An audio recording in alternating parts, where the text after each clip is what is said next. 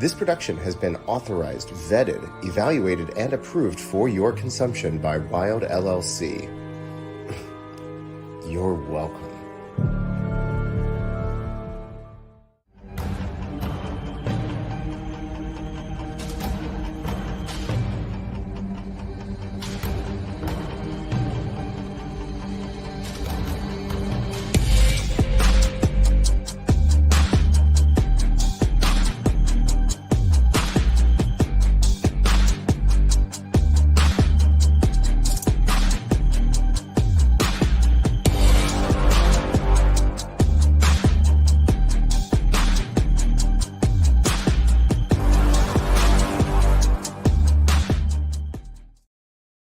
What's up? Hey, We're back. what's going on? What's we are happening? back. We're here. Another brand new episode Another of the one. Opinion City podcast. We're your hosts. I'm King Ralph. That's Parma Sean. Oh yeah, What's going We're on, here. buddy? How are you? we're excited. We're Yeah. happy. Oh, It's another day, another episode. We are 3 away from 70, which that's even Where- crazy to think about. where's the time gone? I'm telling you, it's been crazy, but we are back. We've got a great episode today. We are super excited about tonight's guest. Super. We've got a great main event planned, top yeah. 5. We're super excited for that. So make sure you We hang are. around, check out the top 5. And we're just about to get ready here. But before we do, just a couple things. And these are Your favorite part. well, What's listen, your favorite part? these are things that we need to talk about. They're very important. Of course. And of course, we need your help. We ask every week. We need your help with a few things. And actually, there are three easy things that you can do, and they take very little time. Number 1, hit that like button. Let us know that you enjoy what we're doing. You know, give us the thumbs up. We Yes. love the Hit thumbs that like up. button. We're all about the thumbs up here. Yes, It's all even about the thumbs up. even the mug. Even the mug. That's correct. Right. Yes. So hit that like button. Let us know you enjoy what we're doing. Number 2, smash that subscribe button. Smash Just that subscribe absolutely button. Smash it. Pretend it. it's a burger and turn it into a smash burger. Oh, so And good. just Smash So good. Smash that subscribe button so that you never miss anything that we're doing. And of course, hit that share button. Share with your friends, buddies, Yes. colleagues, coworkers. You know, go to burger lovers. go to a fast food joint and find a burger lover. Share a burger with someone and tell them about Opinion City. Yes. do that If too. you'd like to take that love of Opinion City just a little bit further, guys, we have merch. We got that merch. Look at that That sweet merch. over That's there. as it's been. It continues to be our Opinion City Wild LLC. Let us Yes. in merch logo. There's But so we've much got all more.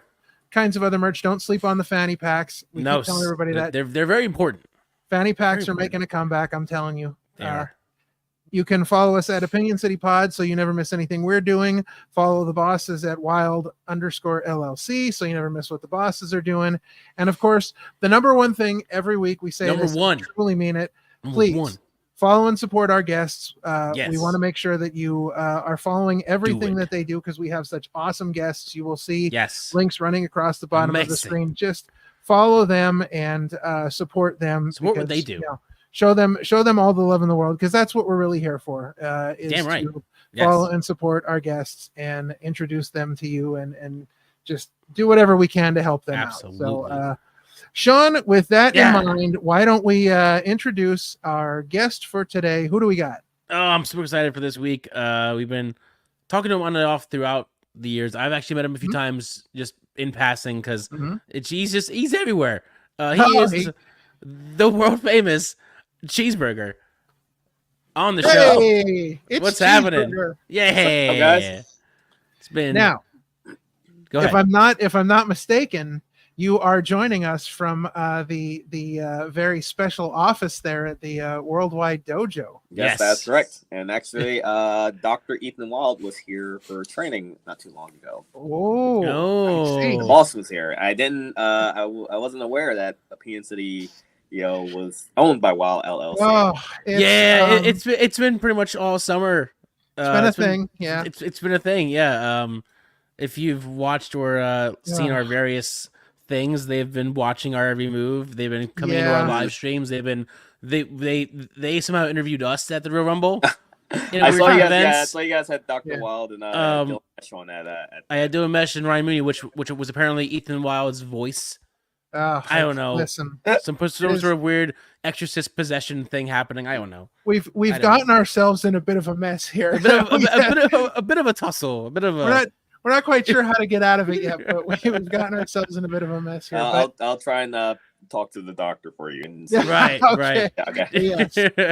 Well, yeah. So the office, by the way, is quite the magical place.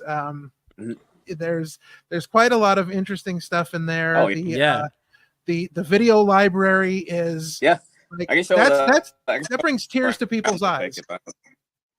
If people can see this visually. There's Eric LaSalle behind me, which I didn't put up. Oh wow, look at that. Trainer Dad coming to America. Glow. We got posters, some posters here. I'm doing this weird. Got some. That's incredible there. Video library. I see something very familiar in that corner. Yeah. Hey. Tapes and things like that. We have a pizza menu right there. If you can see that, like up the side right there. Yeah. That's a long story. A place called Benny's. That's a whole other story why we have that hung up. But yeah. The office is a very special place. It is. It's a very special place. Yes, the first time you see it in person, it is just the posters on the wall, and it's incredible. A lot of history in this building. I noticed the top corner of that one side. I noticed a very interesting Jericho Cruise flag. Oh yeah, I'm rocking the Jericho Cruise shirt. Yeah. Oh yeah. So I wanted to mention. Yeah, I wanted to mention a funny story, and then we can get into that a little bit. But we had actually met, I think, on 4-Leaf Clover. And I have the photo here. But right before that, I went into the buffet to get food, and I had the tray in such a way that it bounced off and hit me and got all over my shirt and over my shorts. And then, like, maybe 5 minutes later, I walked out and I saw you, and then we met. I have the photo here. My shorts are absolutely ruined in the photo. Yeah, because this was right after I got food all over my shorts. I want to take a picture because of the shirt I'm wearing. Hang on. It's a whole other story. But I love that I'm wearing that shirt. Yeah. So we met, and I at this point, I'd already accepted the fact that my shorts were on. I was like, F it. I'm just going to go up to him, say hi, maybe get a photo, call it a day. But I was just like, my shorts are ruined. Like, I was just the worst possible timing. How'd you like the cruise? I was going to ask you the same question and get your experience on it. But I'm going again. It'll be my 4th time going on the Jericho Cruise. I've been on 3 so far. It's become me and my buddies' annual vacation because it really is one of the best vacations I've ever had. And I wanted to ask you and get your take on it because you, as a wrestler on the other side, what was your experience like on the cruise from that? I love the cruise a lot. I've done 5 of them. Oh no, wait, I've done 4 of the 5. So if I get on 6, I would be. The only one I missed so far is the second one, the one that was just exclusively like AEW that they did Dynamite from. Okay, right. I did 1, 3, 4, and 5. I haven't wrestled on all of them, but I've been on all of those. I only wrestled on 1 and I believe 4, 3 and 5. I just was basically just doing like meet and greet stuff. But the cruise is amazing. I remember hearing about it. The first one was 2018, I believe, because before AEW was a thing. And I remember hearing about it like a year before, like 2017. Like we were like, "Hey, like, I heard this like Jericho's like doing this like cruise, and like they're doing something Ring of Honor." I was like, "Oh, that's like." In my head, I was like, "Oh, that's insane! Like, there's no way." And then like it happened. Right. I was like, whoa! And a bunch of us got booked forward on Ring of Honor. And the very first one, none of us knew what to expect. Like it was kind of that feeling of like.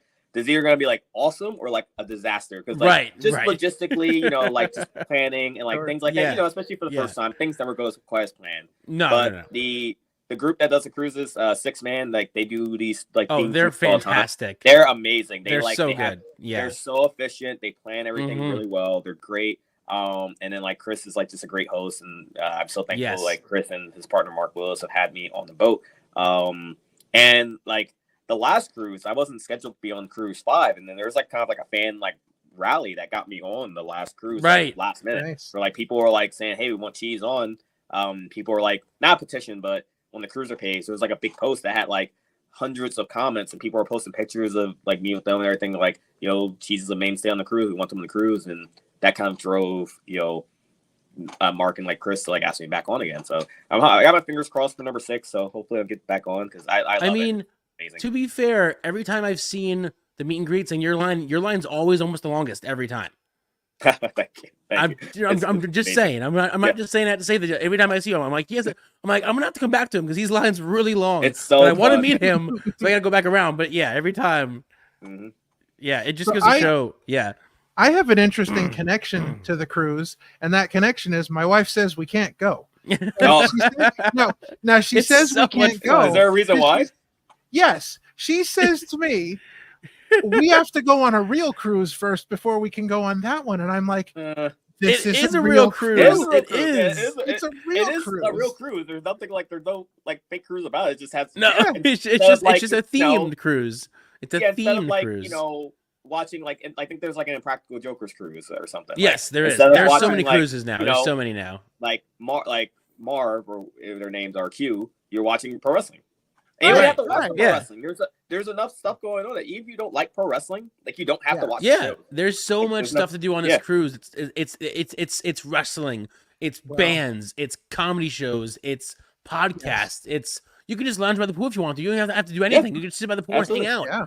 There's so many things to do on this cruise. It's not just wrestling. But that's what makes it, for me, such a special vacation. Because it's like, I say this to everybody, because when people ask me what's like, I'm like, think of 2,000 plus misfits in the same boat that love the same thing and are there for the same reason. That's what you're there for. I've met so many amazing friends from the cruise. We it's have nuts. A group of friends. We go every year. We'll go a couple of days early to Miami and we'll hang out in Miami, and then we'll go on the boat and just spend time. It's a yearly thing that myself and a group of my friends do, and it's such a dope bonding experience. I always go and just seeing the lineup next cruise. I'm like, oh man, this is gonna be amazing. It's gonna be the best one yet. So hopefully I get on.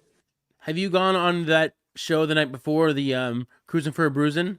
Yeah. Oh yes, I didn't do it before Cruise 5, but Cruise 4 I did. They did it up in Boca Raton, which is where I usually run. So I went up there. I didn't do the one that was in Miami, but I am booked for the one before the next cruise. Nice.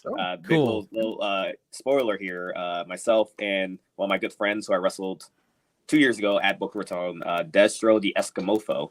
We are having a match. That's a fantastic name. It's an amazing name. It's an amazing name. Destro the Escamofo. He's part of the TDS crew with their podcast, Taryn and Dez, the Taryn and Dez show. And Taryn will be in Dez's corner as we take on each other. And the last time me and Dez wrestled was at Boca Raton. We had a hair versus hair match. And he lost, and Bruce the Barber Beefcake shaved his head right there in the middle of the ring. Nice. Nice. That's really cool. Hell yeah. Next is going to be myself with Taryn in Dez's corner and me and Dez in the big rematch. So I'm very excited. Nice. That's cool. Hell yeah. Well, I will add this to my collection of things I'm going to use to convince her to. There you go. There you go. All right, so let's kind of start off with a easy question here. Maybe not an easy question, but where did the name Cheeseburger come from? How did that all come about? I knew you were going to ask that. well, I mean, someone had to ask. Someone had to ask. Yeah, well, yeah. That's all. I was that's always the first question people ask. Okay, so I'll kind of give you not the super long version. I'll kind of give you the abridged middle version, not the short. Okay. So, gotcha. Basically, in this building previously was the Ring of Honor school. Yeah. I started training here in October of 2010 when I was 17 years old. Wow. Still in high school, still training. Started training here with Delirious and Daisy Hayes. They were the head trainers, and I love pro wrestling, want to be a pro wrestler, and the Ring of Honor school was literally where I used to live at 10, 15 minutes from my house, and I was like, I came here and met everybody, met the trainers. I was like, this is the place I want to be. So I signed up and started training my senior year of high school. At the time, when I was 17, I was probably 115 pounds. I was insanely small, very insanely skinny. And going through pro wrestling training. At first, I even didn't start training to be a wrestler. I wanted to be a manager because I thought I was too small to be a wrestler. But managers had to do all the same training as the wrestlers. Mm-hmm. So we had to learn how to bump, do all the workouts, things like that. And once I kind of got in the groove of things, I was like, okay, I think I want to be a wrestler. I think I'm doing well with this. And my trainers agree that I started continuing my training to be a wrestler.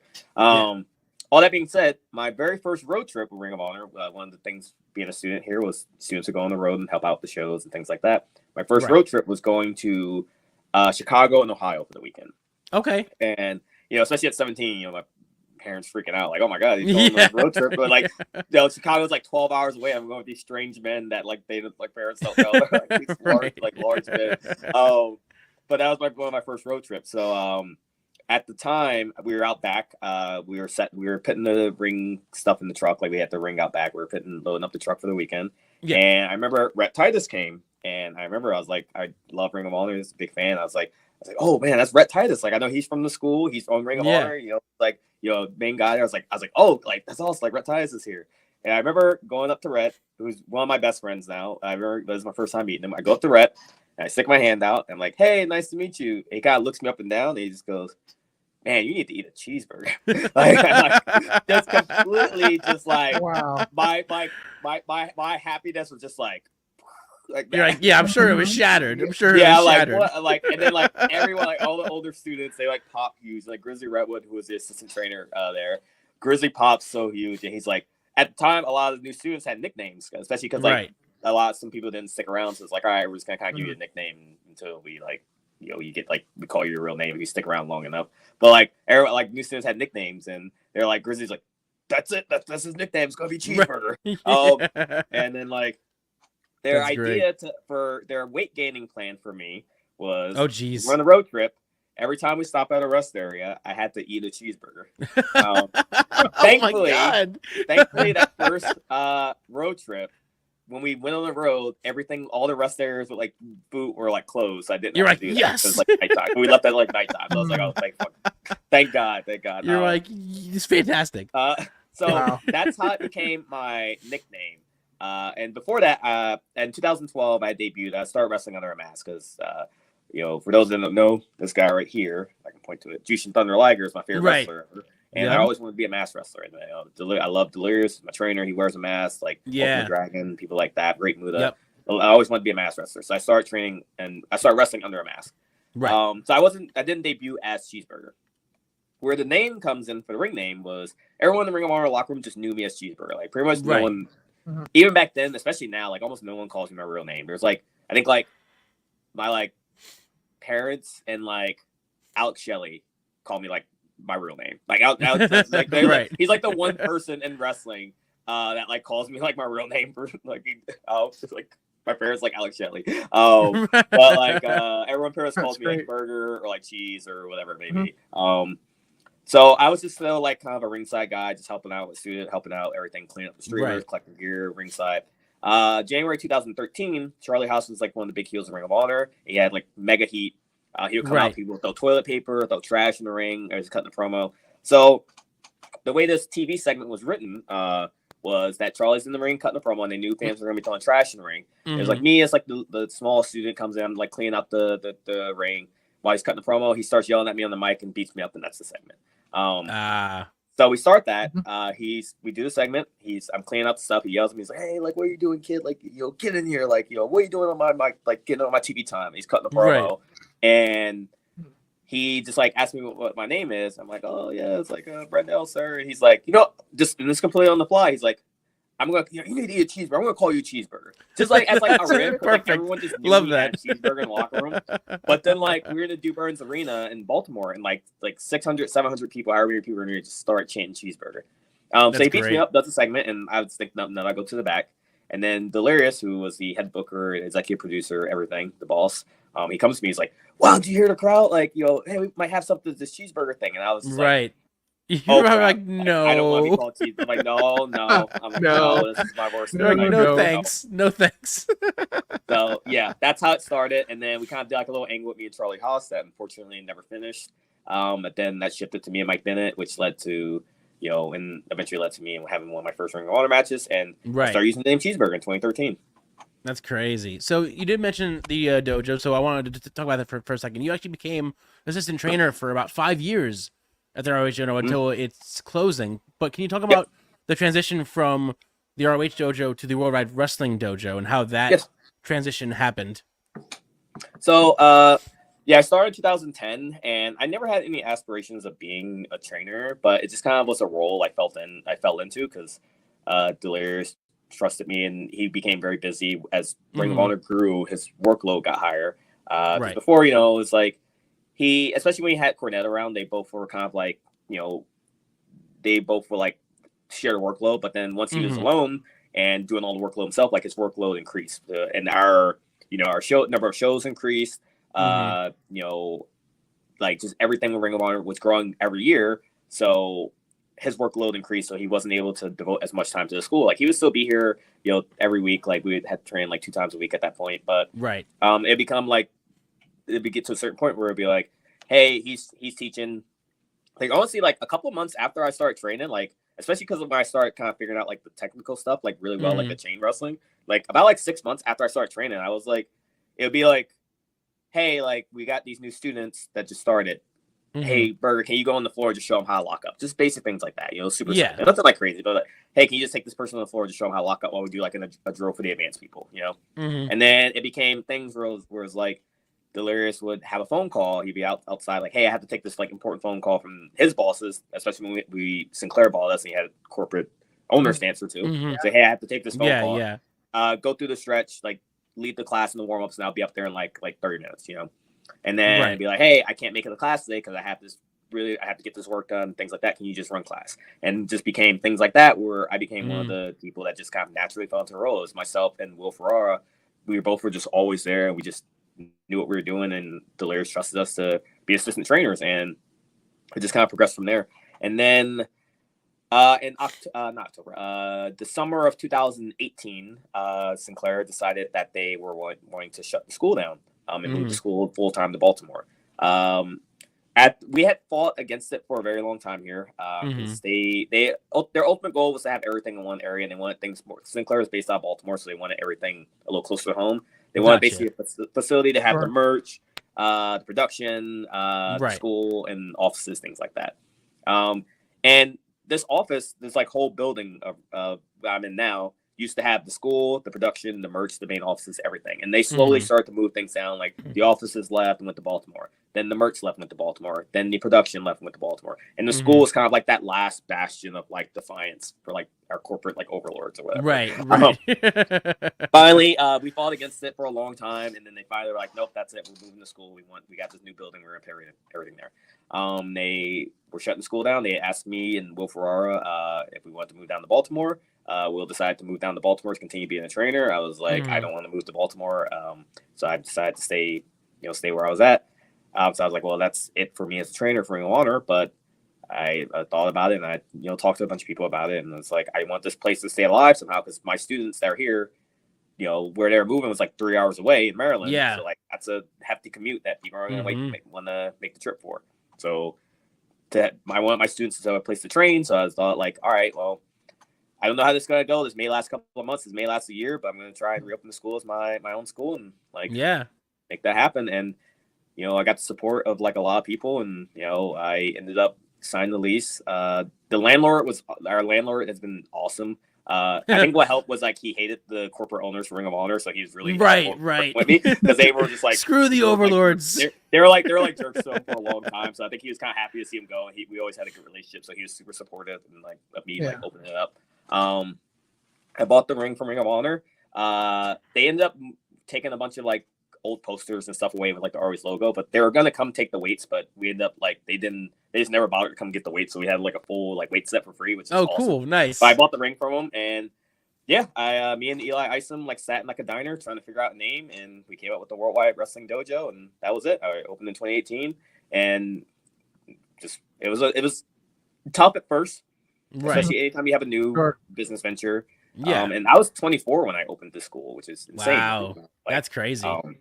It's a crazy thing. And like, I faced like, not directly, but there were definitely a lot of backlash for like, people were like, hey, I don't think he should be open to school, or like, what does he know? Blah, blah, blah. But people who had trained with me at Ring of Honor knew my stuff and believed in me and things like that. And my students believed in me and everything. People are super supportive, and like, especially people that trained in this building. Like, we had Gabe Sapolsky here for a seminar not too long ago. This was his office. Like, he was here when they moved into the building. He's like saying like, he just loves being in here and loves like how I kept this building like alive and kept wrestling in this building. And people who were old students here come by and say the same thing. And this place is very special, like, to not just me, but a lot of people throughout the years. And like, so I'm really glad that things ended up working out, and just hopefully we can stay here for as long as possible. And if not, we'll move on and continue to see what happens.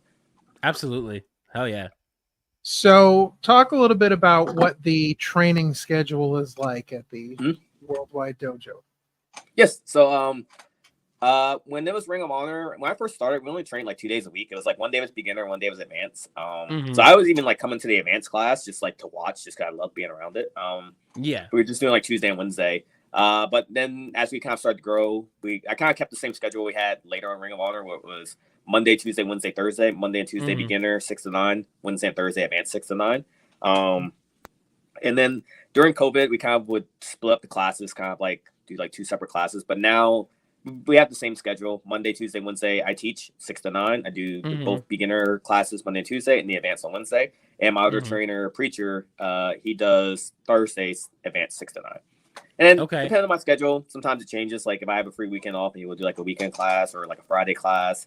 But for the most part, every week, Monday, Tuesday, Wednesday, Thursday. Gotcha. And how would you describe your training or coaching style versus like others that have trained or coached? What I find that I do is number one, I'm very big on safety. And I tell people this, that like, if you guys can't tell, I can be very long-winded sometimes, but sometimes I find that like I over-explain things. But I over-explain things when we first learn them in an effort to make sure people are safe and fully understand the mechanics of things they're doing. So I've seen like, I've talked to other people that have been to schools or just seen different things of how people teach, and they'll say like, all right, you're learning like an arm drag. So yeah, you just hook them and do this and like kind of fall. Whereas my training style is like, I break everything down to steps. I'm like, all right, your foot goes here, your foot goes here, you step in, you hook here, you pause here. That's step 1. All right, you drop here, you post here. Step 2. You pull here at this point, that's step 3, and you finish up and hold the bar on step 4. So it's like 1, 2, 3, 4. And I have the students demonstrate. All right, step 1, pause. Step 2, pause. Step 3, pause. Step 4, pause. 1, 2, 3, 1, 2, 3, 1, 2, 3. All right, now do it yourself. 1, 2, 3, 1, 2, 3, and then eventually it just becomes muscle memory, which is the way Delirious taught me. And my training style, 99% of it is just from Delirious and like how he taught us. And I've been lucky to have some amazing people like to learn from. Like Delirious has helped me a ton. When I trained in Mexico last year, Skyda and Flamita like taught me a lot in Mexico in the lucha style. And like just Daisy Hayes as well, like picking her brain and just different things, like different seminars and things like that. Like I've been lucky enough to train with Lance Storm and like different seminars. Ennis as well. Dr.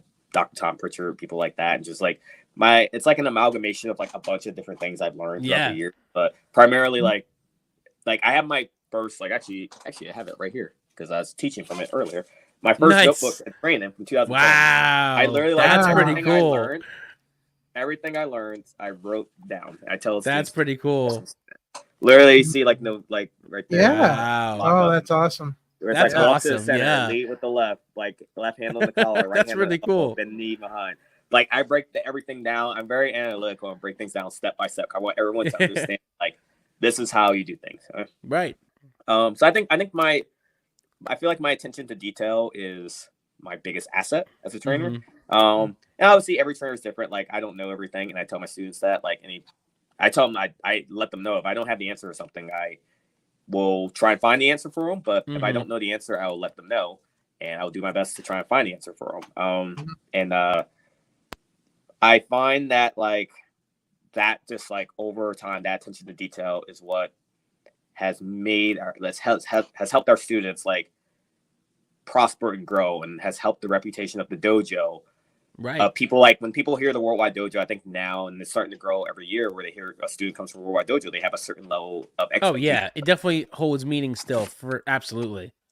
Yes, which is exactly what I'm looking for, and that's like what I want. Like I want people to hear the name Worldwide Wrestling Dojo and say, "Oh, okay, I know I'm wrestling someone from the dojo. Like I know they're going to be good. Or they train with Burger." Yeah.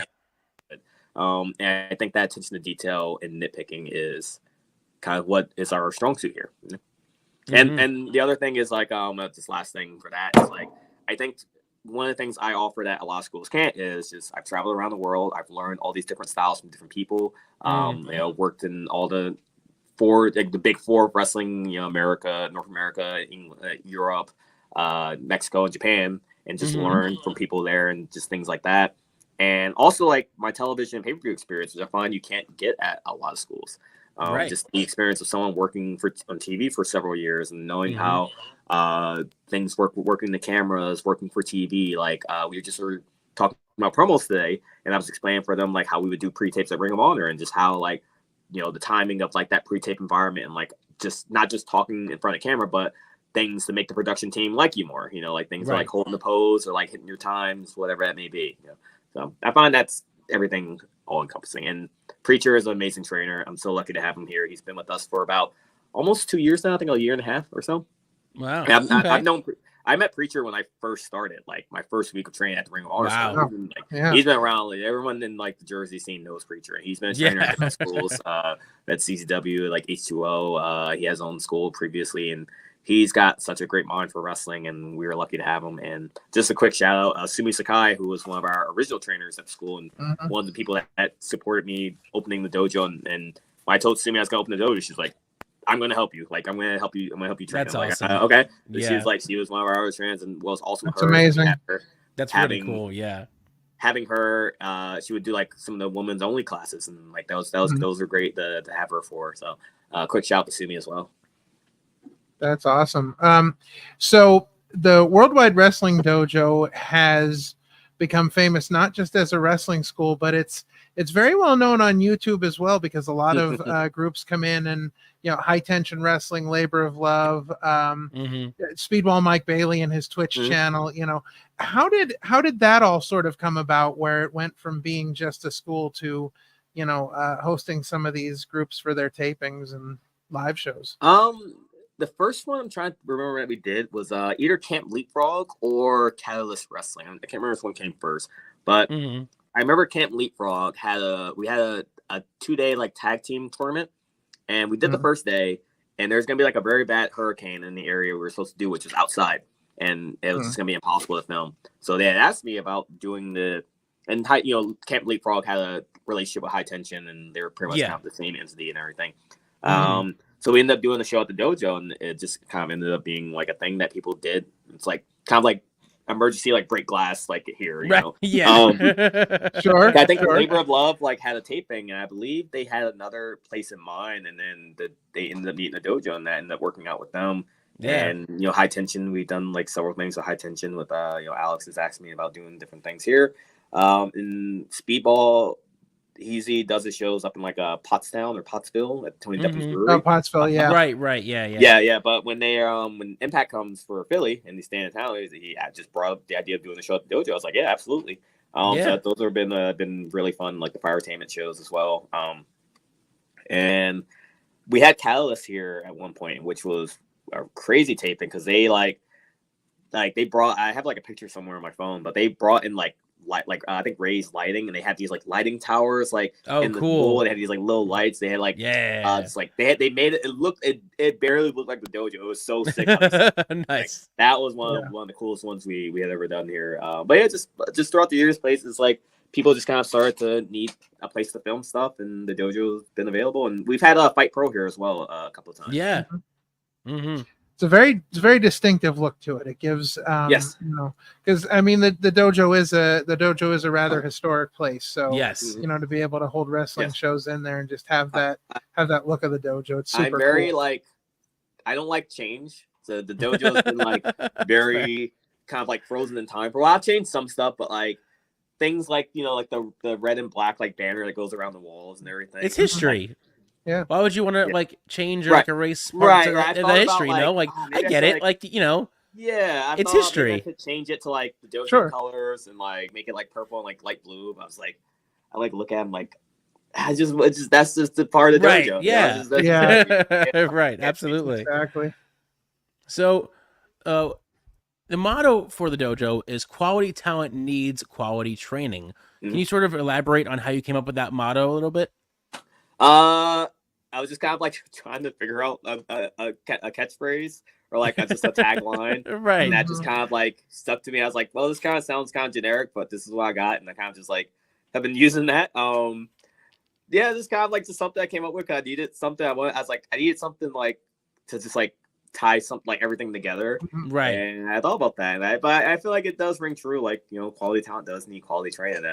And I always tell people I don't I don't like saying like I don't, I never, you'll never hear me say like, oh, I'm the best trainer or like this is the best school, because I think that's all subjective. Like that is very subjective, and like every school has different strengths and different weaknesses. Some people work better with different coaches and things like that. But I definitely feel like there is a certain level of like quality that we've consistently produced, especially in the Northeast. And I feel like the next few years, especially as some of our students start kind of getting out there more and like start building their careers, like the name of the Worldwide Dojo will continue to grow and continue to ring true. And like, but like that's not something. Like I even like that tagline, I'm like very hesitant to like write, because like again, like I don't want to sound like you're putting ourselves over too much, because I mean you obviously want to talk yourself up or we're a business, but like it's weird to me to be like, all right, yeah, we're like I would never say like we're the best. And I told my student that the other day. I was like, people, I would never hear me say that, because like if someone says that, like they'll say it for me, and if I do a job right, like people will. Which they have, and they've said like you were one of the best trainers. I'm like, okay, like that's awesome. Like that's awesome. Yeah, right. But like I don't. I feel like I never need to say that for myself. Like other people will say that for me. Right. So let's bring it back to the early years. Maybe when you were like a mini slider. Yes. So what is there maybe some early memory of professional wrestling that you have where you kind of looked at professional wrestling and you're like, well, this was it. This is what I want to do. I would always watch it with my dad when I was a kid. I would go over his house and check it out. I started watching right around when SmackDown started. That's like, oh wow! So like the debut of SmackDown, right? Yeah, I remember watching maybe like a couple months before that. But I remember really like my first real memory of wrestling was like watching around that time, where like things kind of started jogging my memory. Gotcha. Yeah.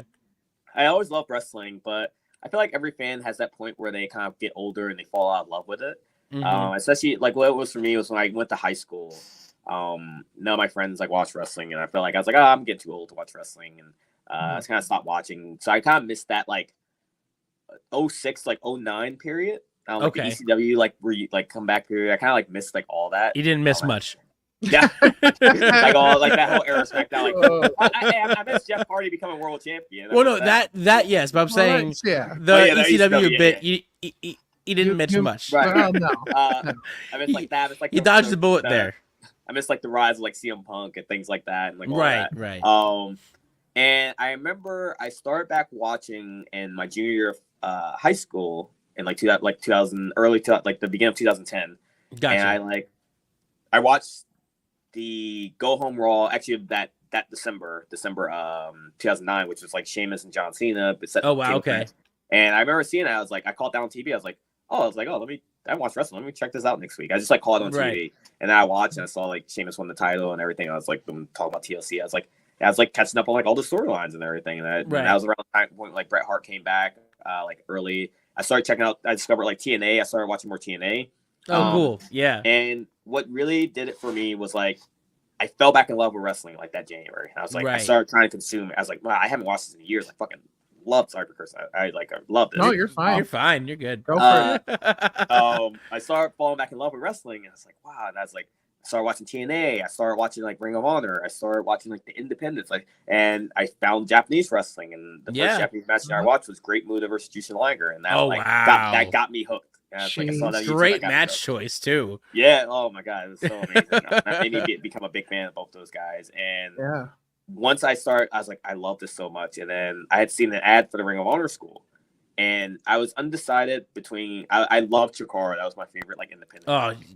Listen, you're talking to the literal king fan of Chikara up here. Right. Oh man, I love Chikara. Like legit. Like if the Chikara school was closer, I probably would have ended up there because that time at the ECW arena. And I was like, it was like 45 minutes away, so it was like way too far, and I wasn't driving at the time. So like, that was how I met Ralph. I met Ralph at a Chikara show. That's how me and him met. Yeah. Oh, okay. And then they weren't doing classes at that time, so I ended up going to Ring of Honor and meet with Delirious and Daisy, and that made me fall in love with the Ring of Honor school. Plus it was closer. But like, I love Chikara. I watched Chikara I tried to watch every single show they had. I stayed up to date. And I watching more Ring of Honor, Japanese wrestling, and that summer is when I decided like, oh, I love wrestling. Like maybe I could like try and do this, and maybe I can at least be like, I'm too small to wrestle, but maybe like a manager, you know? Right. And then like I signed up, and then the rest is history. I went to quit after my first day. What were your thoughts on the secret season? On the what? On the secret season of Chikara? That at that point, that was like, what year was that? It was like 18, 19, right? I think it was around 18. Yes. Yeah. At that point, I had already, especially I had been wrestling for a bit. I wasn't following it as heavy. Gotcha. But I did watch a little bit of it. My period of Chikara was from like, well, I started watching like in 2010, and then up until I stopped kind of watching it after it took that like long hiatus, and they came back. Gotcha. Right. Yes. Flood. Right. Like right. the flood. I think with Jimmy Jacobs and everything. First shutdown, right?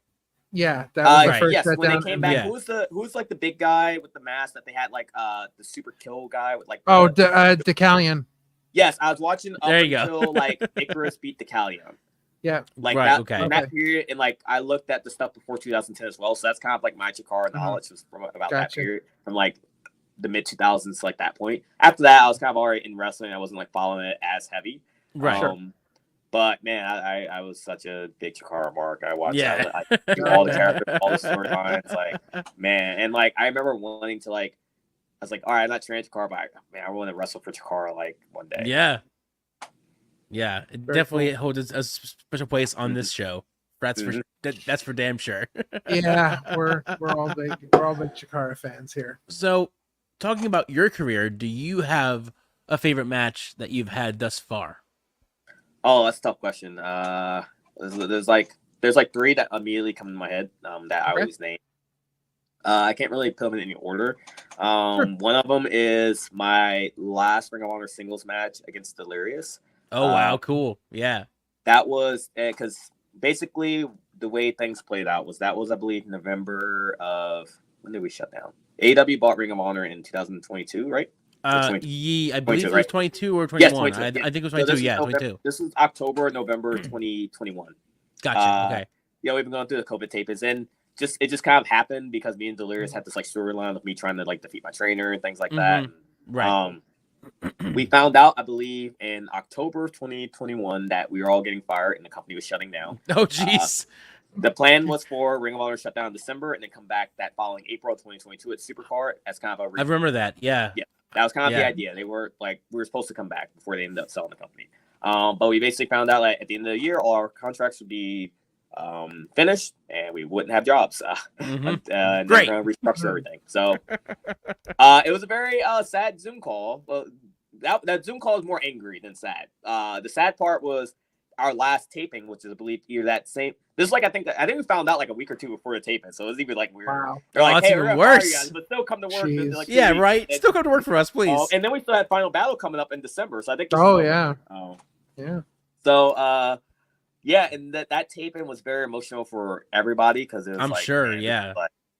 It's like. But what was cool was like that was kind of the tape when we got all the feelings out. Like, there's a lot of like crying, there's a lot of hugging. Yeah. And having my match with Delirious, the person that like one of like not just in wrestling but in life, like one of the people that means the most to me, like my like mentor, like a father figure to me, like like someone like I would do anything for. Being able to have that match with him, and that's completely just like unprompted. Like we were already doing the storyline, that just ended up being the match.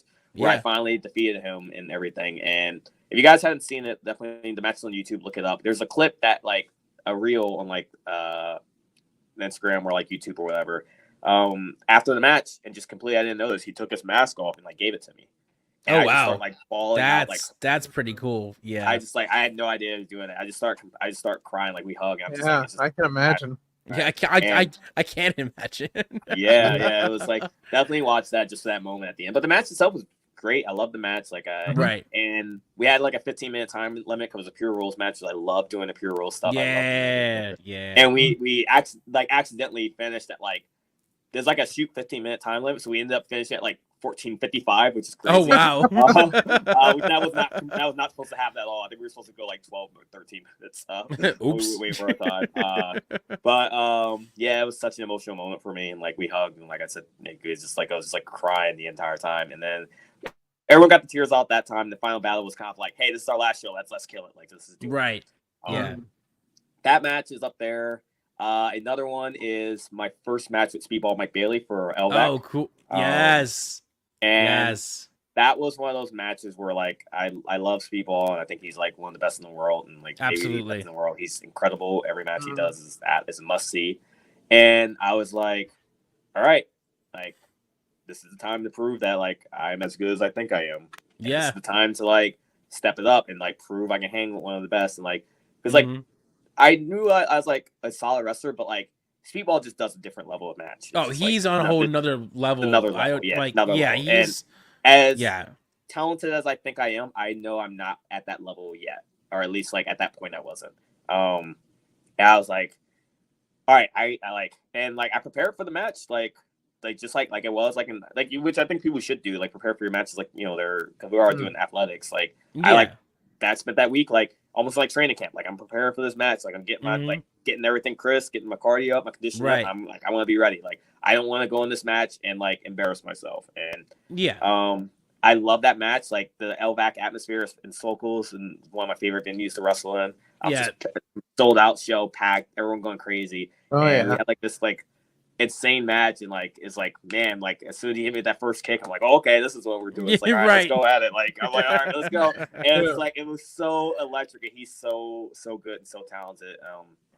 And I love that match. We've had 2 singles matches so far. We've been in the ring a bunch of different times at Firetainment and everything. Right. But like I love wrestling him. Like it's always a challenge, and like I really like I was so happy that it went so well, because I was like, this is my chance to like prove that I can be the wrestler that I think I can. You know. Yeah. And then the last match, which I like, is just me and Delirious versus Colt Cabana and Toriano. Okay. In Cork and Hall, I believe, in February 2019 on Honor Rising Night 2. Gotcha. And that match is just like so much fun. It was almost like almost all comedy, and like, but like having Cork and Hall just going crazy, like laughter, was like it was so much fun. Like it's just like the comedic notes of it were so great, and like it's just like hearing like that crowd just like cackling, laughing at like all of our antics was so much fun. Right.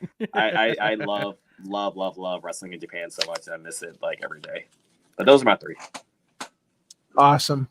So is there somebody that you haven't had the opportunity to wrestle yet that may be on your radar looking into the future here? Yeah, there's a good amount of people. I haven't wrestled Lee Moriarty yet. I really want to wrestle Lee. Like, he's a fantastic talent as well. Awesome. Yeah. I haven't had a singles on the show. I've wrestled him at training, but I want to wrestle Matt Mikowski in the singles. Yes. Absolutely. We never wrestled on an actual show. That would be intense. That would be a great match. Yeah. He's having a great year so far. He's killing it. His match with Judas he is. Amazing. Mikowski, Lee Moriarty, Daniel Garcia, another, like it's all like technical people I really love to mix it up with. Right. Daniel Garcia, like I wanna mix it with him. And like, oh man, there's like those are like my main ones that come to my head. I have like a list somewhere on my phone of like people that like I want to wrestle, but I feel bad. I know I'm leaving people out. I want to wrestle Masha. Yeah, Masha. Me and Masha. Oh yeah, that would be a killer match. I told her I want her to be my first death match. So. Oh, geez. Oh, wow. That would be sick. Yeah, let me be Masha. That would be ridiculous. You are asking for it. I'm making the challenge. That too. Masha Slamovich in the death match. Listen, if you're gonna get in there and go death match, why not go big? Yeah, why not go with Masha, right? Yeah, absolutely. Wow. So I want to do a singles with Alec Price as well. He's fucking okay. Oh, yeah. There you go. That's a good one too. We only worked very briefly at the last Fightertainment in like a 10-man tag. But gotcha. Yeah, he's amazing. Yeah, he is. So I wanted to bring up WrestleMania week/weekend because that was a huge week for wrestling. Not only just for the main shows, but also indie wrestling had probably the biggest spotlight I've seen in a long time. That whole entire week. So I wanted to kind of talk about your experience in Philly during the mini week and some of your favorite matches that you saw that week that you think everyone should go seek out, and talk to us about your big win, winning the inaugural Labor of Love Citywide Championship. Yes, that show was tremendous. Like, especially like with all the rain and everything, and like the show maybe potentially being canceled and all that. But like, I'm glad it worked out. And it was such like a cool, even though it was rainy and like we had the tent and everything, it was a really cool atmosphere. And I was glad it was a packed crowd. Yeah, packed crowd. It was awesome. It was awesome. And I love getting to do that match with Weber Hatfield, someone like I've known for years, and that is one of my students here since he's like come to the dojo like a couple of years ago, and he's grown so much and he's become a super talented wrestler. I'm really, really proud of that match. Actually, what's funny about that match, if you watch it back on IWTV, it was so cold, my nose was like running. So like at one point I thought it was all camera. I like had a tissue in my like pants. I was like, let me just like blow my nose. No one's gonna see it. You see me on camera, just like right there in front of the camera. I'm like, oh man, why did I do that? I just rolled out the ring. I just rolled out the ring. I love that. I love that so much. And the Mania weekend was very special. Honestly, like one of my favorite matches Mania weekend, and I might be biased here, but we had a live show on that Sunday, Mania week at the dojo. We did the show Thunderstorm. And we had some guests from Ireland, some people I worked with at Fight Factory when I was in Ireland in 2022, and someone were coming over to America, and I was on the show and wanted to help them like get a match in America, and like just they took care of me when I was in Ireland, so I wanted to help them out. But our opening match of that show on Thunderstorm, and it's on YouTube. It's a 6-man tag. It was Pancakes, Danger Hawk, and Razor Hawk. Okay. Pancakes and the Hawks versus 3 guys, Jay Steins and the Freshnas, Martin Steers and Fabio. And that match was like the perfect like 6-man opening tag. Like it was like when I booked the match, I was like, all right, I think like these guys are gonna like mix it up. And it didn't just meet my expectation, it exceeded my expectations. I love that match so much. I highly recommend everyone watch it. What other shows did I go to? Actually, I saw the crazy Punjabi prison match at GCW. That was insanity. That match is wild. I like that match a lot because of how insane and bloody it was. That one was pretty insane. I didn't get to go to a lot of shows though. Just got my schedule was like had me like ping ponging around. Right. I love that match. Mao and Matt Mikowski was really fun. That was a fantastic match. Yeah, that was such a good match. Yeah. I didn't know what to expect in that match, but it did not disappoint at all. That one was Labor of Love, and that man, they had a killer card like that, especially that Wednesday show. I thought that was one of the best shows. Like, it was a fantastic show from top to bottom. Like the fans were into it, even through the rain. There was just so much. It was just ridiculous. It was a hot crowd from beginning to end, and it was just amazing to be a part of that crowd. Absolutely. And after you won the citywide championship, you had a number of your dojo students there to celebrate with you. So talk a little bit about that, because I know that was a special moment for you. No, yeah, it was very special. I didn't know they were coming out, so that was a big surprise. Nice. But it meant a lot to have everyone there, and like that moment was like so special for me. And like I said in my speech afterwards, where like there was like a period, especially when everything went down Ring of Honor, where we all got fired and the company went down. That that place was my home for like I started there in 2010 and it shut down in 2022. So I was there literally 12 years from and I told people like all the time, like I was literally like raised in that locker room. I was 17 years old and became like a 30-year-old man in that locker room. Like it's insane to think about. We really break it down. Like I was like a kid when I first was there. And there was like a dark period of wrestling where I was just like, I don't know, like what I can offer, like what I can do, like I can't still do this, like what is the future for me? And told myself like everything's gonna be okay, just have fun and just like make the most out of every opportunity. And that's what like what ended up happening. I ended up having like this year's like one of the busiest years like I've ever had in wrestling, and I've been traveling around a lot and like just everything, and having the school during that dark period where like I didn't know like what the future was going to hold. That was like my safe space and my like that kept me sane. Just being able to come here and like leave everything like at home and just like have my students here and just be able to teach and like have their support. And I only think they just even know like how much they helped me through like those periods of like just those dark times. And it meant a lot to have them there. And it also meant a lot to me, like, be able to talk about Jay Briscoe a little bit at the end as well. Like, winning with the Jay Driller, like, in tribute to him, and just, like, having that moment to, like, talk about Jay and, like, his passing and everything. So it was a very, the whole day was, like, so emotional for me. And I remember just, like, feeling the emotions and coming out. And as soon as I came out and, like, felt the crowd, and I was just, like, and, like, before the match and, like, just feeling the crowd, I was like, all right, let's go. Like, this is yeah. Absolutely. So, other than grappling in the ring and other than coaching or training, what does the world famous Cheeseburger do in his spare time? They're like video games. So I had fun the time. I haven't touched my Xbox in a bit, but like I like playing firing up the old Xbox as well. I used to be a big Overwatch player. Then Overwatch 2 came out and ruined everything, so I stopped playing it. I hate Overwatch 2 with a passion. Overwatch 2, ruined everything. Ruined it. Just ruined terrible, absolutely terrible. Throwing shade. Overwatch is like my favorite game, like almost ever, and like I like playing Dead by Daylight a lot now. Okay. That's been like kind of my main go-to. I started playing Sea of Stars too. It's like a really good RPG if you haven't played that. It's really good. Very, very easy to pick up and play. Good story. When I was going regularly to Japan, I was studying Japanese a lot, and I like doing that. Oh, cool. I want to get back into that. Like I forgot a lot of it. So I want to get back into studying like Japanese and like Spanish as well. When I went to Mexico, I was trying to learn Spanish, but that didn't go nearly as well. But I definitely want to get back to learning Japanese a lot because I started like getting to like a decent like conversational level, and I want to kind of get back there. Other than that, yeah, just like sit around, watch YouTube videos. Like I'm always like looking up different things, like whether it's like watching different games or just like watching video essays about just random topics or workout videos, whatever it may be. I love watching my friends that work out know I love watching Sam Sulik and his workout videos. Just Pill One, just like listen to him just like vlog and just talk about working out, and just slam weights around. Right.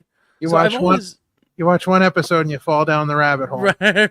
Yeah, man. He's I don't know what's about him, but I love Sam Sulik. Right. I've always wondered when wrestling internationally or when wrestling an international star, how do you manage to build the match? Do you find it hard to build the match? Is there like a language barrier there? Yes and no. With Japanese wrestlers, it's a little easier than with like luchadors because like a lot of luchadors don't speak any like English at all, and the lucha style is so different than the American style. The Japanese style is a little more similar to the American style, but it still has like things you have to be aware of, and the styles that's slightly different. But it's a little easier to put the match together, and a lot of the Japanese wrestlers do have a basic understanding of English, and a lot of the move names are the same. Whereas in lucha, pretty much all of the move names are completely different in English versus what they call them in Spanish. And we work from the left side, they work from the right side. And the lucha style is like a lot more like just the structure of it is like way different and just like how they build matches. So sometimes it's like a little tough. I always tell people they're going international and wrestling someone that doesn't speak English well, have videos to show them like your signature moves. Make it a little easier. Right. Because sometimes you're trying to explain something to someone, especially if something like that is very complex and it's hard to explain, so having a visual aid helps a lot. Right. But generally, like, I've not found too much trouble like putting together matches. Like even when I was in Mexico last year, like most of the time shows will have someone that can help translate too, is what I found. Or if not, you just kind of have to like pantomime and work things out a bit more. Like my first match in Mexico, one of my friends at Arrow Boy, shout out to Arrow Boy, he gave me my first match in Mexico, which was in Tulancingo, Hidalgo, Mexico. It's like a 2 hours away from Mexico City. And it was a 10-man tag. It was like team like North America, like 4 Americans and one guy who was Mexican, but he had a Puerto Rican gimmick for some reason. He was a heel. Okay.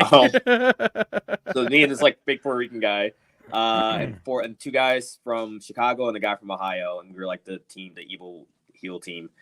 Versus like Arrow Boy and like 4 of his students who were like very young, and a lot of them hadn't worked Americans before. Arrow Boy speaks English and Spanish. Only one of his other students kind of spoke English, and the other ones didn't really have much of an understanding about it.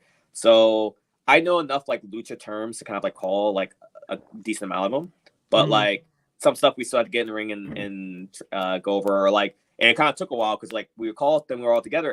We would call something, Arrow Boy had to translate and then translate it back and things like that. So we kind of had to go through that. So it took a little longer, but once we kind of got it down and we just kind of walked through the motions, we kind of got it. Gotcha. Very cool. So if someone came up to you who had never set foot in the ring and they said, I think I want to be a professional wrestler, what is one piece of advice you would give them? If you're going to do it, you have to put the work in, and you have to understand that it's going to be hard.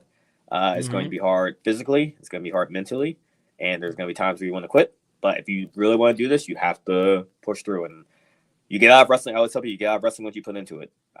If you put the work in and make an effort, it won't guarantee you success, but it will at least guarantee you a cleaner path to success versus like shying away from that and not putting yourself out there and not putting work in. Like, it sounds like cliche, but like you have to like the hard work is there's no other thing I say. You have to work hard. You just have to. Right. And that was something like, and again, everyone has different goals too. And if a student like doesn't have goals of like, you know, making it to like WWE or like AW or like whatever, like I understand that. But like I tell everyone, like we all train the exact same, no matter what your goal is. Like we train and I want everyone that comes out here, no matter what level, to be a quality talent.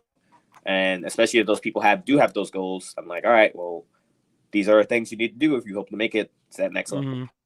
And I think that's the biggest thing is it sounds cliche and people probably hate hearing it. They're like, oh, yeah, it's not that, but you have to put the work in. You have to, you have to, whether it's in your body, physically, in the ring and promos, all those things together. Like you have to be willing to do it. Absolutely. There's no secrets, but you gotta do it. Yeah. You gotta do it, just do it.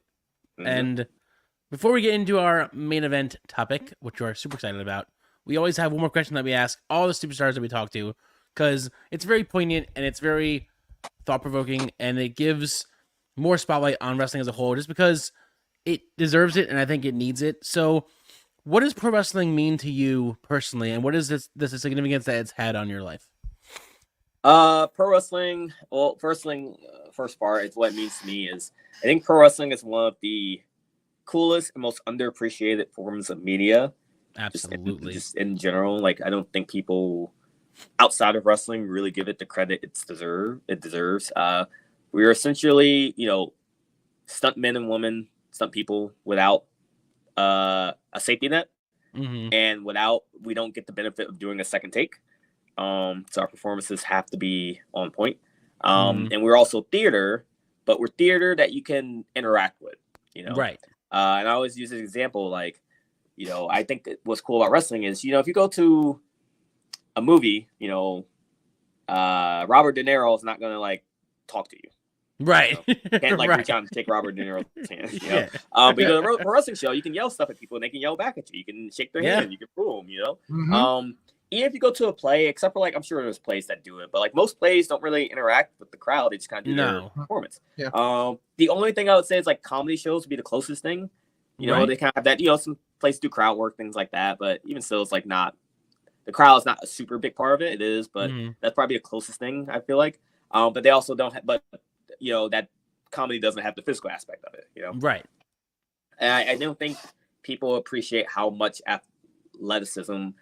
I actually don't want to say athleticism but like how much like physicality there is in wrestling. Yeah. And how much we put our bodies through, and people always say it's fake, and like I'm like, well, my injuries like say otherwise. So. Right. So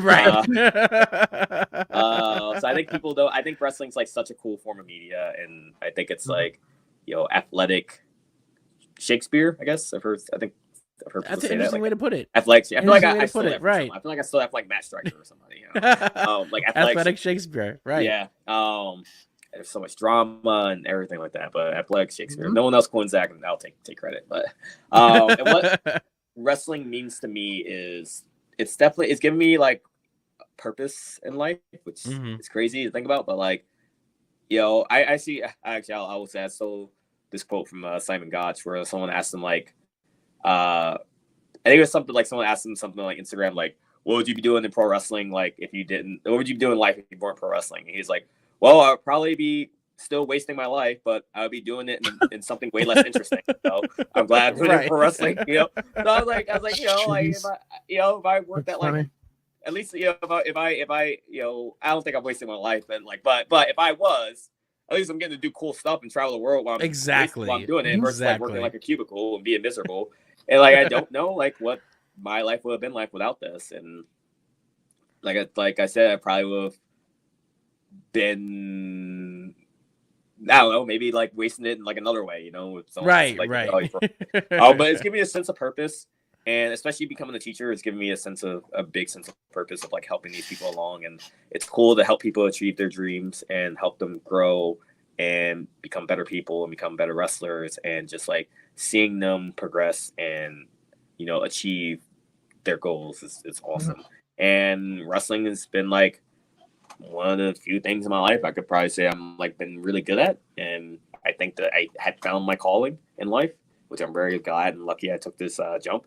And I've gotten to travel the world. I've gotten to meet some of my best friends. I've gotten to meet some amazing people. I've gotten to do some things like people who have never gotten to do in their life. I've gotten to perform in Madison Square Garden. You know, I got to perform in Tokyo Dome. You know, I've gotten to wrestle next to the Arctic Ocean, which I'm one of the few like Americans that probably have ever done that, or like, you know what I mean? And like none of these things would be possible without pro wrestling.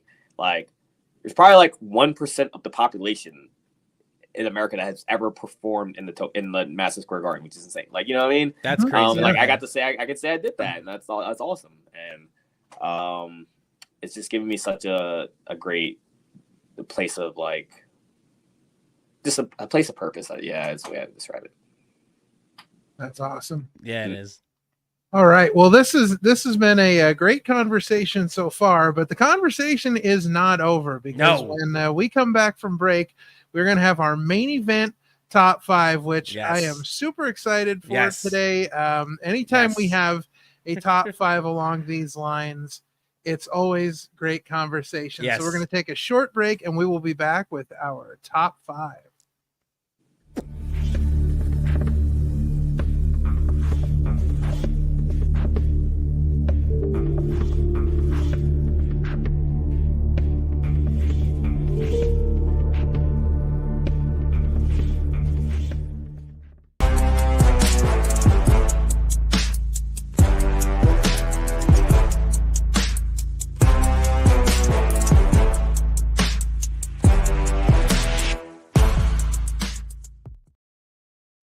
All right, we're back, and we're excited because we're doing top 5 fast food burgers in honor of the world famous Cheeseburger, of course. So I'm excited to hear your takes. I'm curious to see if there's any hot takes or not. That's what's always fun about these lists. I'm going to start off with the hot take. Okay, excellent. Let's go. I feel very strong about this. Okay. And actually, next time you guys talk to Dylan Mesh, you got to bring this up to him, because we disagree on it. Okay. All right. Five Guys is not on my top 5 list of fast food burgers. It's not in your top 5 list. Okay. Wow. I do not like Five Guys. Wow. It's too expensive. I don't think it's that good.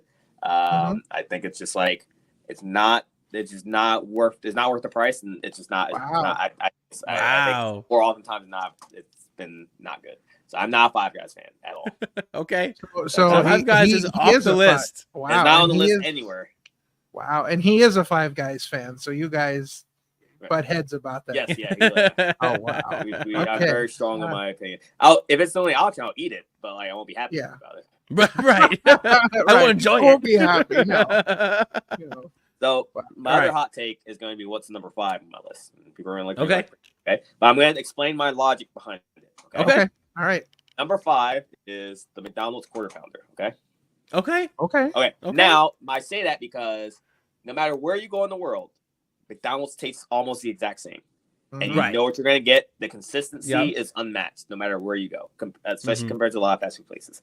Like, you can go to Italy, Germany, whatever. Right. The consistency of McDonald's is always all reliable. Oh. Right. It's all reliable. You can always count It's universal. Yeah. It's universal. It's all reliable. You can always count on it to be there whenever you're like late night, 2 a.m. Like you need something just to help you. You always count on McDonald's. Okay. Specifically the Quarter Pounder, but anything. It's such a distinctive taste too. Like no other. Yeah, it is. It is. Yes, exactly. Yeah, you just know what you're gonna get. You think about it and you can taste it. Right.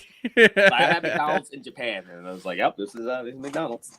Right. This is it. Yep. They do have some different stuff in different countries, which I do appreciate. Like I had this there are different menus, but it's all the same. Yeah, it's all the same. I think like just the reliability of it is what gives it that. Right.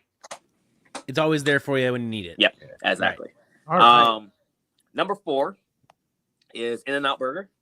Okay. Ooh, I had that one time because my brother Adam went to college in Arizona in like 2009, and I visited him for the week. I had it one time. I loved it. Have not had it since because there's nothing around me, and it sucks. Very good. Sucks. I feel like recently in the last few years, people have like kind of like there's been some controversy about like some people are like, oh, no, like it sucks, blah blah blah. But like, right. It seems like it got like a little bit more polarizing, but I like it. It's like really good. Just I don't get to have it enough because it's you gotta be somewhere with it. Okay, number 4 is In and Out. Okay. Number 3 is Shake Shack. Oh, Shake Shack okay, all right, yes, yeah. Shake Shack it's pretty good. It is pretty good. Yeah. The main thing is with it is like I feel like sometimes Shake Shack can be a little pricey. Yeah. But I feel like their burgers are kind of small, but they're quality. Like I think the quality's there. I think you're gonna get a good burger pretty much every time. Right. Yeah, and they got some different options. They have a good selection of like I already used to have like truffle fries too for a period too. You had like good options. Those are pretty good. Yeah. Plus, the shakes on top of that. What's your favorite shake? What's your go-to shake? I always like a good banana shake. I can't remember if Shake Shack has that, but I do like. All right. Banana shake or like an Oreo shake. Oreo shakes are good. Yeah. Yes. Oh man, I may forget something on the list now that I think about it. No, I'll put like a honorable mention. Okay, cool. So I'll go number 2. Is Whataburger. Never had it before. Specifically, I like their patty melt. Their patty melt burger is really good. Never had it before. And Whataburger, there's like kind of like a debate, like between like Whataburger and In-N-Out. I don't know why between those two, but like Whataburger is really really good. They have shakes also. They used to have this like salted caramel shake, which is insane. I don't think they have it anymore. But Whataburger is very good, very consistent. But I like the patty melt burger a lot. Gotcha. Number 1, and I've only had this one once in Minnesota, and there's one a lot of people probably haven't had this burger. But if you can find it, I think it's like a more Midwest thing, maybe South, but if you can find it, I highly recommend trying it. Culver's. Okay, I've heard of it, but never actually been. But I've only had it one time. I've heard of the name. I've heard a lot about it. I've had it one time, and I tried it, and I was like, "Whoa, this is really good." It was like. I felt like it reminded me of Shake Shack, but like a better Shake Shack. Right. I don't know if that makes sense, but like it was just something about it. Like it was just like perfect. And even where I got it was crazy. Is like I got it through Uber Eats, and so it wasn't like super fresh. Oh, so it wasn't fresh either. Wow. But it was great. I was like, this is amazing. Wow. It was really good. So like that right there. That is amazing. That's it. Yeah. Honorable mention is Cookout. If you haven't done, that's probably my favorite fast food place is Cookout. I usually get the burgers. So they're usually based in North Carolina, Atlanta area, like from that kind of gap there. Okay. West Virginia kind of has some too, but they're like a very big South chain. Gotcha. But they have like 35 different shakes. Their food quality is amazing and super cheap. It's amazing. Gotcha. Like for example, you can get like their main thing is they have like these like cookout trays, right? Okay. And you can get like like a burger, like a chicken sandwich, or like a bunch of other stuff.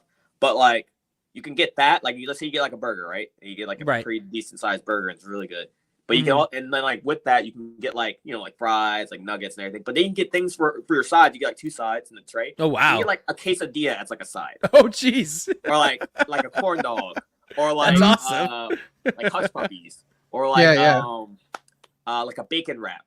Oh, like, all right. Like you go and then you get a drink on top of that, but the drink can be one of their 35 shakes. Oh, and it costs like less than $10. That's crazy. Insane. It's insane. Crazy. That's so wild. I'd never heard of Cookout until I heard Chikara wrestlers talking about it, because they usually did North Carolina once a year, and they said every time we go to North Carolina, that's the place that we have to go every time. Every year. Yeah.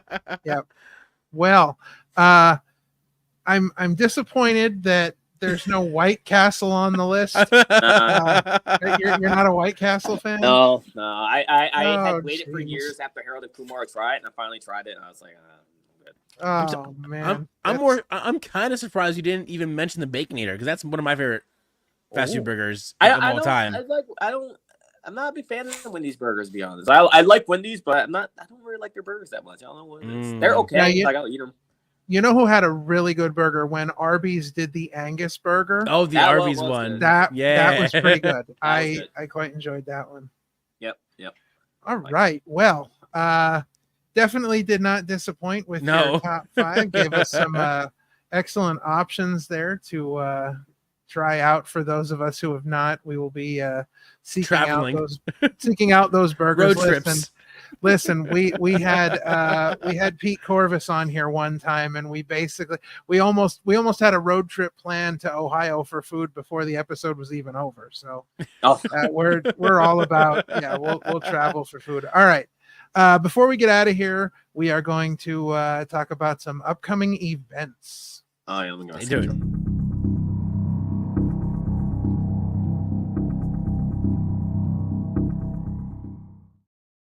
Lovely Wild LLC graphics. All right.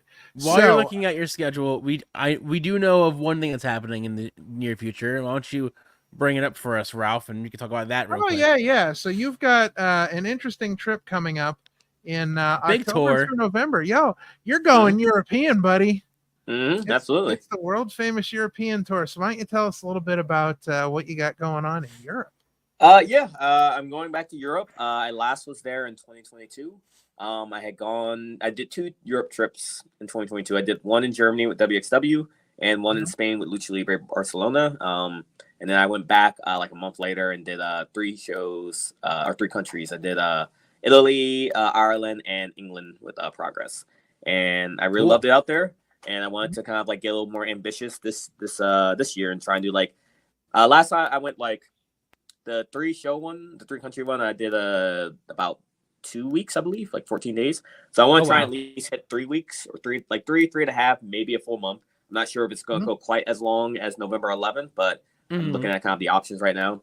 But right now I have the tour almost fully booked. Everything's not announced yet, but right now I have a couple of return countries and some new countries. Right now it's looking like I'm going to Italy and then to either Spain or Ireland, and then to Portugal, Netherlands, Germany, Austria, and maybe France. And we'll see. Maybe I might try to fit England in there if I can.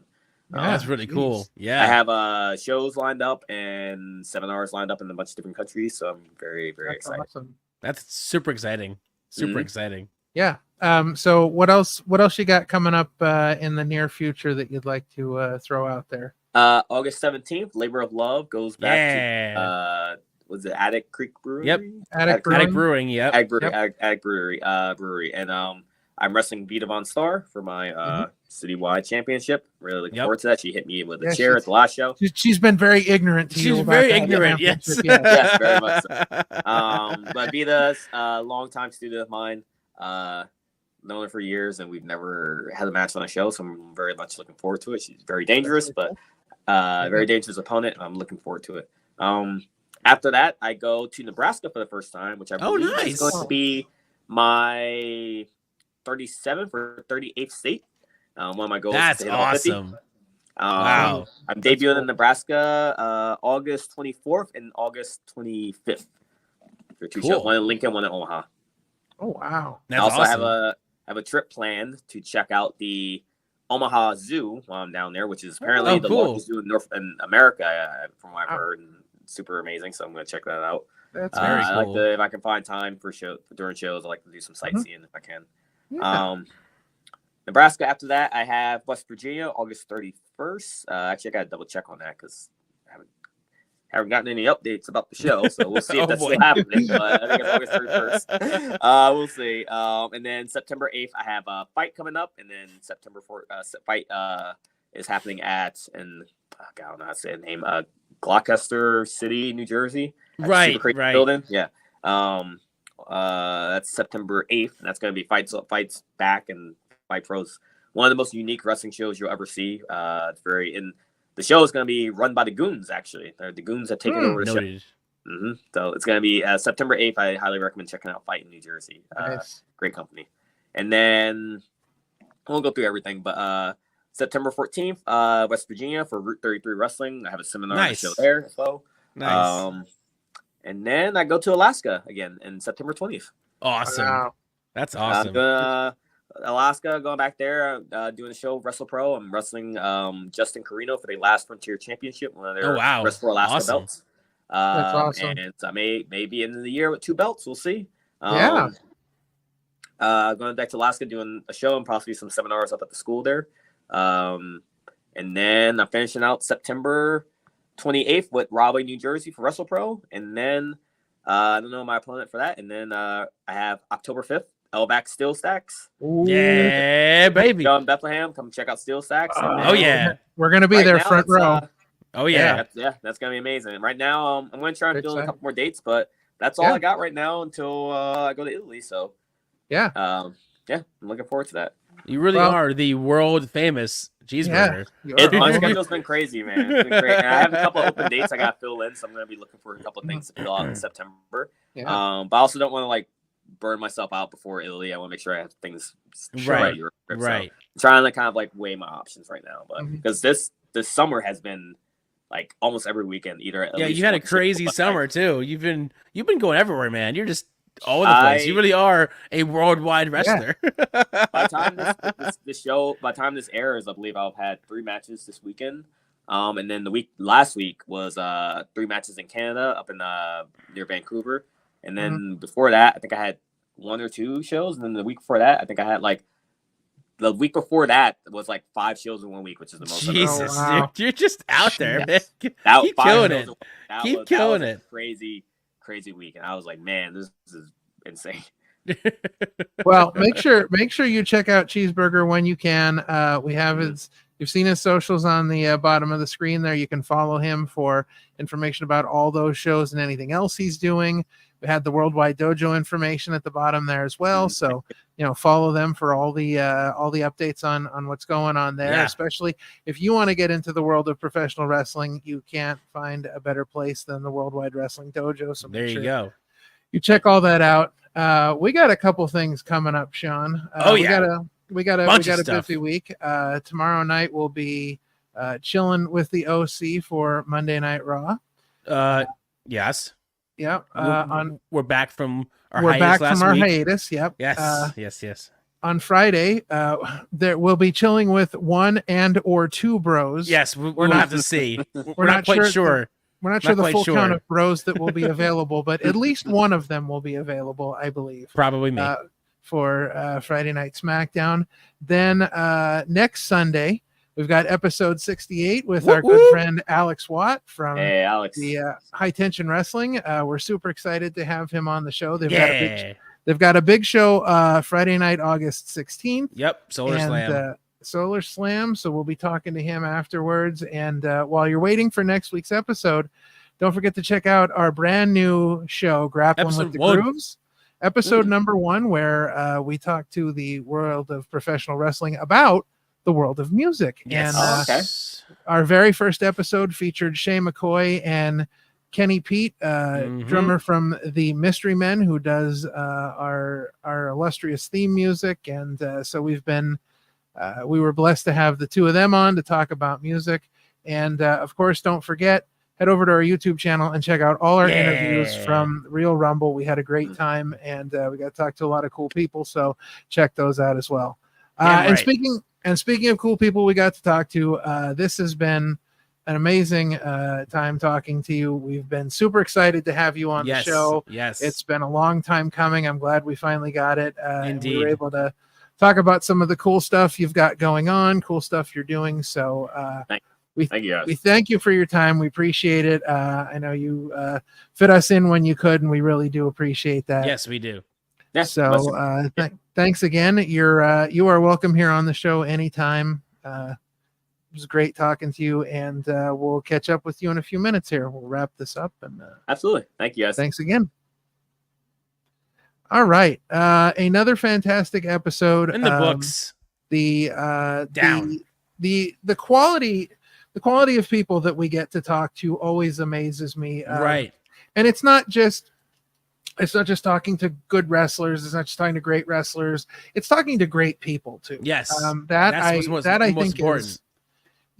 That's more important than anything. And when we got to talk to somebody like Cheeseburger, who you can just see the passion coming out of him. You can see the passion for his training and his students and his school and just everything that he does. And we are lucky and blessed to be able to talk to these people each and every week. So again, another great episode in the books, guys. Remember to like subscribe, share.